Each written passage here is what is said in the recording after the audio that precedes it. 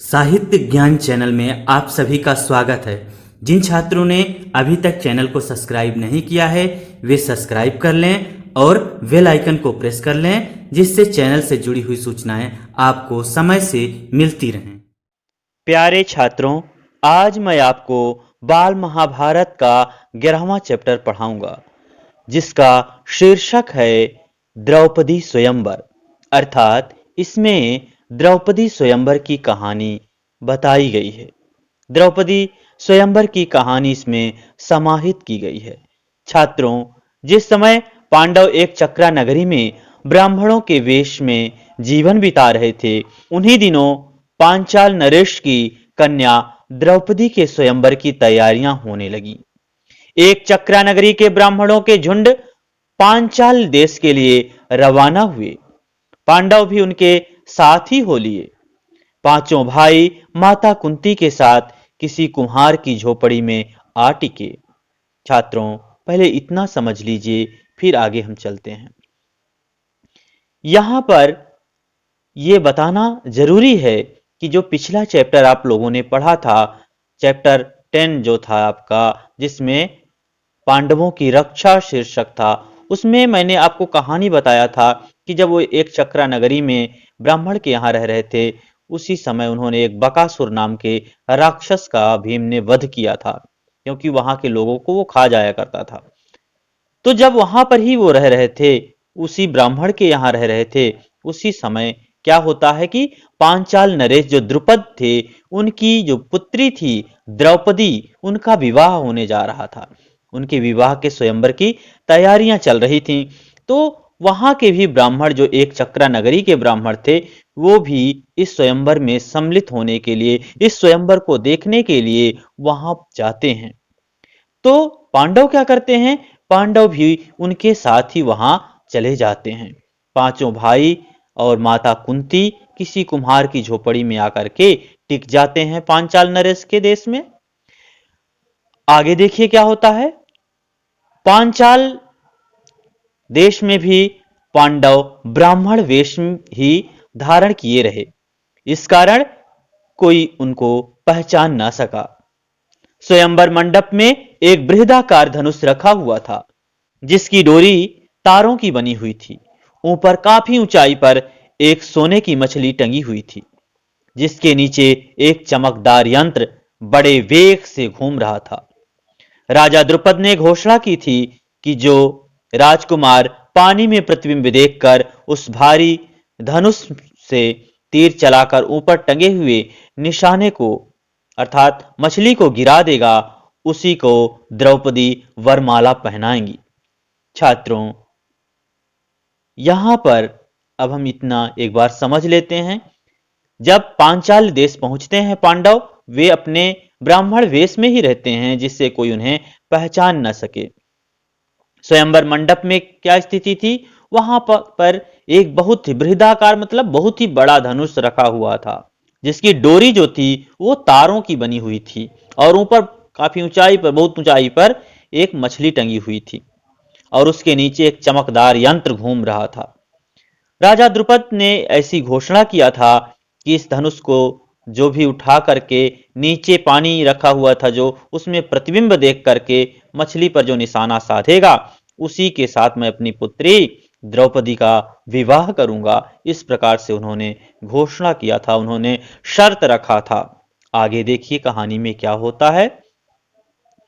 इस स्वयंवर के लिए दूर दूर से अनेक वीर आए हुए थे। मंडप में सैकड़ों राजा इकट्ठे हुए थे, जिनमें धृतराष्ट्र के 100 बेटे, अंगनरेश, कर्ण, श्री कृष्ण, शिशुपाल, जरासंध आदि भी शामिल हुए थे। दर्शकों की भी भारी भीड़ हुई थी। दर्शकों की भी भारी भीड़ थी। राजकुमार धृष्टद्युम्न घोड़े पर सवार होकर आगे आया। उसके पीछे हाथी पर सवार द्रौपदी आई। हाथ में फूलों का हार लिए हुए राजकन्या हाथी से उतरी और सभा में पदार्पण किया। छात्रों, इस स्वयंवर में दूर दूर से अनेक वीर योद्धा इसमें सम्मिलित हुए थे। कई वीर इसमें आए हुए थे। मंडप में सैकड़ों राजा इकट्ठे थे, जिसमें जो धृतराष्ट्र के 100 बेटे थे, जो कौरव थे, वो भी इसमें सम्मिलित थे। अंगनरेश जो कर्ण था वो भी आया था, श्री कृष्ण भी आए थे, शिशुपाल, जरासंध, इस प्रकार से बहुत से राजकुमार और राजा इसमें सम्मिलित हुए थे। दर्शकों की भी बहुत बड़ी भीड़ इकट्ठा हो गई थी। जो द्रौपदी का भाई था धृष्टद्युम्न, वह घोड़े पर सवार होकर आगे आता है और उसके पीछे पीछे द्रौपदी हाथी पर सवार होकर के आती हैं और अपने फूल हाथों में उन्होंने क्या ले रखा है, फूलों की माला ले रखी हैं और वो हाथी से उतर करके सभा में पदार्पण करती हैं, मतलब सभा में पहुंच जाती हैं। वहां पर सभा में वो भी पहुंचती हैं। राजकुमार धृष्टद्युम्न अपनी बहन का हाथ पकड़कर उसे मंडप के बीच में ले गया और धृष्टद्युम्न अपनी बहन का हाथ पकड़ करके मंडप के बीच में, जहां विवाह का मंडप सजा था, उस बीच में वो ले जाते हैं। आगे देखिए क्या होता है। इसके बाद एक एक करके राजकुमार उठते और धनुष पर डोरी चढ़ाते, हारते और अपमानित होकर चले जाते। छात्रों, इतना पहले समझ लीजिए, जो शर्त द्रुपद ने रखा था उस शर्त के अनुसार सभी राजकुमार उठते और उसकी डोरी चढ़ाने की कोशिश करते, लेकिन वो सफल नहीं होते। इस प्रकार से अपमानित होकर लौट जाते और अपने स्थान पर बैठ जाते। कितने ही सुप्रसिद्ध वीरों को इस तरह मुंह की खानी पड़ी। शिशुपाल, जरासंध, शल्य व दुर्योधन जैसे पराक्रमी राजकुमार तक असफल हो गए। जब कर्ण की बारी आई तो सभा में एक लहर सी दौड़ गई। सबने सोचा अंगनरेश जरूर सफल हो जाएंगे। छात्रों, इतना पहले समझिए, इसमें कितने ही जो सुप्रसिद्ध वीर थे, अपने आप को बहुत बहादुर समझते थे, वो सब मुंह की खाना मतलब पराजित हो जाते हैं। जैसे कि शिशुपाल, जरासंध, शल्य व दुर्योधन जैसे जितने भी पराक्रमी लोग थे, अपने आप को बहुत बहादुर समझने वाले सभी लोग असफल हो जाते हैं। जब कर्ण की बारी आती है तो सभा में एक लहर सी दौड़ जाती है। सब यही सोच रहे थे कि अंगनरेश जरूर सफल हो जाएंगे, अंगनरेश जरूर इस धनुष को उठा लेंगे। इस प्रकार से सभी सोच रहे थे। आगे देखिए, क्या कर्ण उठा पाता है या नहीं। कर्ण ने धनुष उठाकर खड़ा कर दिया और तान कर प्रत्यंचा भी चढ़ानी शुरू कर दी। डोरी के चढ़ाने में अभी बाल भर की ही कसर रह गई थी कि इतने में धनुष का डंडा उसके हाथ से छूट गया और उछलकर उसके मुंह पर लगा। छात्रों, कर्ण भी प्रयास करते हैं, कर्ण भी इस धनुष को उठाने की कोशिश करते हैं। वो धनुष को उठा लेते हैं, उसकी प्रत्यक्षा चढ़ाने की कोशिश करते हैं, लेकिन वो चढ़ा नहीं पाते और उनके हाथ से जो धनुष है उसका डंडा छूट जाता है और उछल करके उनके मुंह में लग जाता है। और क्या होता है, ऐसी स्थिति में वो अपनी चोट को सहलाता हुआ कर्ण अपनी जगह पर जा बैठता है। इतने में उपस्थित ब्राह्मणों के बीच से एक तरुण उठ खड़ा हुआ। ब्राह्मणों की मंडली में ब्राह्मण वेशधारी अर्जुन को यूं खड़ा होते देखकर सभा में खलबली मच गई। लोगों में तरह तरह की चर्चा होने लगी। तब अर्जुन ने धनुष हाथ में लिया और उस पर डोरी चढ़ा दी। उसने धनुष पर तीर चढ़ाया और आश्चर्यचकित लोगों को मुस्कुराते हुए देखा। लोग उसे देख रहे थे। उसने और देरी न करके तुरंत एक के बाद एक 5 बाण उस घूमते हुए चक्र में मारे और हजारों लोगों को देखते देखते निशाना टूटकर नीचे गिर पड़ा। सभा में कोलाहल मच गया, बाजे बज उठे। छात्रों, इतने में वहां उपस्थित ब्राह्मणों के बीच से एक तरुण उठकर आता है। एक तरुण मतलब एक युवक वहां से उठकर आता है और ब्राह्मणों की मंडली में ब्राह्मण वेशधारी अर्जुन को यूं खड़ा होते देखकर सभा में खलबली मच जाती है। सभा में जितने लोग उपस्थित थे सभी लोगों में खलबली मच जाती है कि ये ब्राह्मण उठाएगा, इसको ब्राह्मण इस धनुष को उठा करके निशाना साध पाएगा। इस बात को लेकर के सब चर्चा करने लगते हैं, आपस में बातचीत करने लगते हैं। तब अर्जुन ने धनुष हाथ में लिया और उस पर डोरी चढ़ा दी। फिर अर्जुन क्या करते हैं, उस धनुष को उठाकर अपने हाथ में लेते हैं और उसकी डोरी चढ़ा देते हैं। उसने धनुष पर तीर चढ़ाया और आश्चर्यचकित लोगों को मुस्कुराते हुए देखा, और वो जितने आश्चर्यचकित लोग थे वहां सभी को मुस्कुराते हुए देखते हैं। लोग उसे देख रहे थे। उसने और देरी नहीं की और उन्होंने ज्यादा टाइम नहीं लिया, तुरंत ही 4-5 बाण मार करके जो चक्र घूम रहा था उसको गिरा देते हैं और जो निशान जिस पर मारना था उसको वो उस पर भेद देते हैं और हजारों लोगों के देखते देखते निशान टूटकर नीचे गिर जाता है। सभा में कोलाहल मच गया और सभा में एकदम हलचल मच जाती है। सभी लोग आपस में बातचीत करने लगते हैं और इस प्रकार से जैसे ही निशान टूट जाता है बाजे बज उठते हैं और इस प्रकार से जो द्रुपद का व्रत था या द्रुपद ने जो प्रतिज्ञा की थी, उन्होंने जो कहा था, जो उन्होंने शर्त रखी थी, वो पूरी हो जाती है। उस समय राजकुमारी द्रौपदी की शोभा कुछ अनूठी हो गई।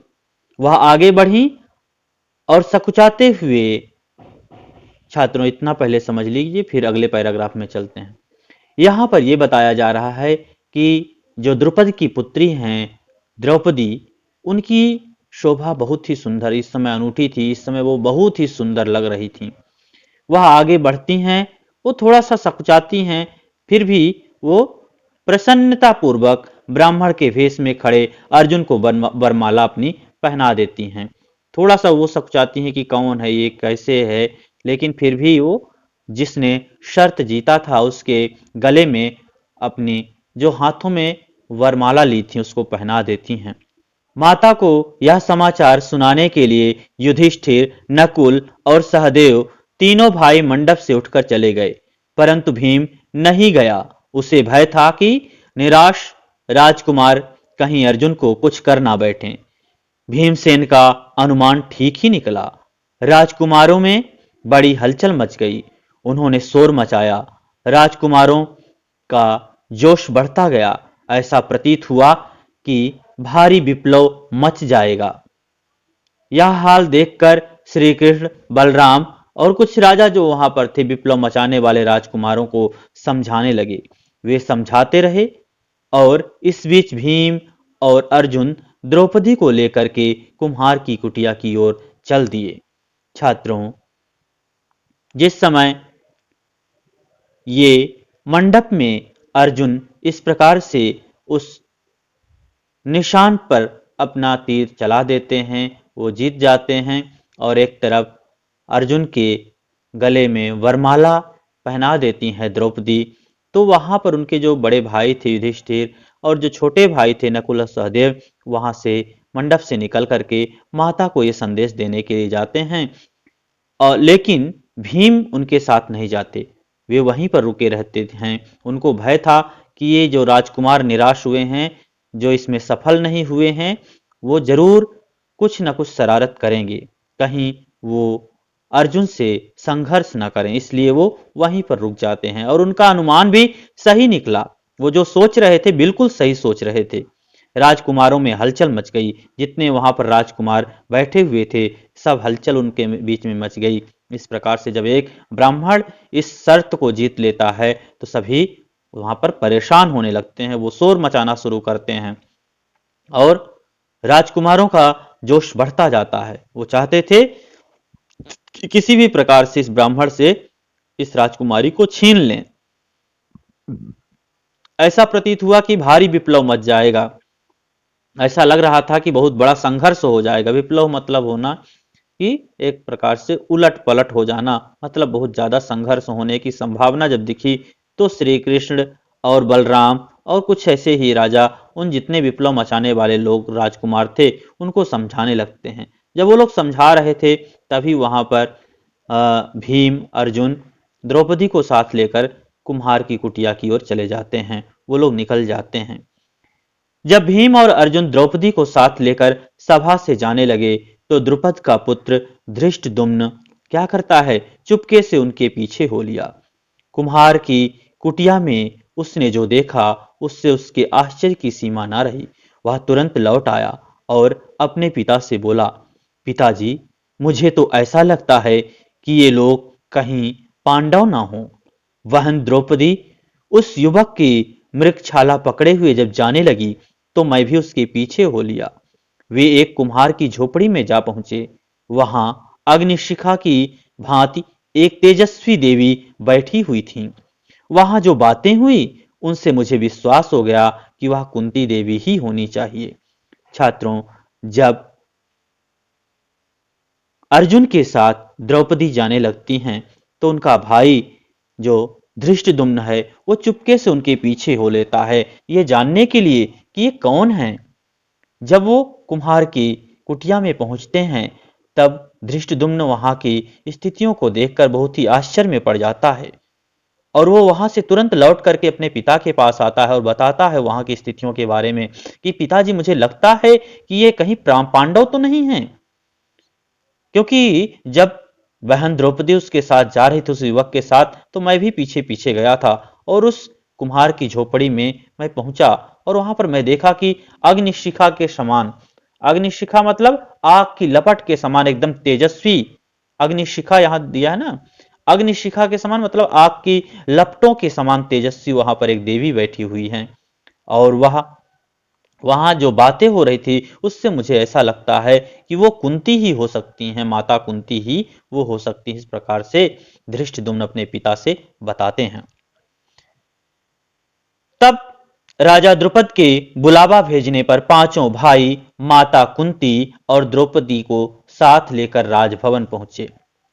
इसके बाद द्रुपद उनको बुलाते हैं तो वो पांचों भाई और माता कुंती द्रौपदी को लेकर के राजभवन पहुंचते हैं। युधिष्ठिर ने राजा को अपना सही परिचय दे दिया। यह जानकर कि ये पांडव हैं, राजा द्रुपद फूले न समाये, उनकी इच्छा पूरी हुई। महाबली अर्जुन मेरी बेटी के पति हो गए हैं तो फिर द्रोणाचार्य की शत्रुता की मुझे चिंता नहीं रही। यह विचार कर उन्होंने संतोष की सांस ली। मां की आज्ञा और सबकी सम्मति से द्रौपदी के साथ पांचों पांडवों का विवाह हो गया। छात्रों, युधिष्ठिर राजा से अपना सही सही परिचय बता देते हैं कि हाँ, हम पांचों पांडव हैं। यह जानकर कि ये सभी पांडव हैं द्रुपद बहुत प्रसन्न हुए। फूले ना समाये मतलब बहुत ही प्रसन्न हो गए। अब उनको लगा कि जो मेरी इच्छा थी, जो मैंने वरदान मांगे थे कि मैं अपनी पुत्री का विवाह किसके साथ करूं, अर्जुन जैसे पराक्रमी के साथ करूं, महाबली के साथ करूं, तो महाबली अर्जुन उनके बेटी के पति के रूप में मिल गए हैं। अब उनको जो द्रोणाचार्य के साथ उनकी शत्रुता थी, जो बचपन से ही वो साथ में पहले रहे थे, मैं आपको पढ़ाया था इसको जब द्रोणाचार्य के बारे में पढ़ा रहा था कि वो दोनों बचपन में मित्र थे। बाद में जब द्रोणाचार्य उनसे राज्य मांगने के लिए आधा जाते हैं तो दोनों में शत्रुता हो जाती है और फिर अर्जुन के माध्यम से उन्होंने द्रोणाचार्य ने द्रुपद को खूब अपमानित किया था, क्योंकि इससे पहले द्रोणाचार्य को द्रुपद ने भी अपमानित करके अपने राज्य से भगा दिया था। तो ये शत्रुता उन दोनों की चल रही थी, द्रुपद और द्रोणाचार्य की। वही अब कहते हैं कि तो फिर द्रोणाचार्य की शत्रुता की अब मुझे चिंता नहीं रही, क्योंकि अब तो अर्जुन के साथ मैं अपनी पुत्री का विवाह कर दिया हूं। तब ऐसा कोई पराक्रमी नहीं है कि जो आकर मुझसे बदला लेगा द्रोणाचार्य का। यह विचार कर उन्होंने संतोष की सांस ली। ये सारी चीजें अपने मन में ही सोचकर उनको अपने बहुत ही संतोष की सांस लेती हैं। यह सब चीजें वो अपने मन में ही सोच करके संतोष की सांस लेते हैं। मां की आज्ञा और सबकी सम्मति से, सभी के विचार से, सम्मत मतलब सलाह से, तो सभी की सलाह से वो क्या करते हैं, पांचों पांडव द्रौपदी के साथ विवाह कर लेते हैं। मतलब कि पांचों पांडवों का विवाह द्रौपदी के साथ हो जाता है। छात्रों, आज की क्लास यहीं पर समाप्त होती है। आप चैनल को सब्सक्राइब करें, वीडियो को लाइक करें और अपने साथियों के बीच में शेयर करें। धन्यवाद।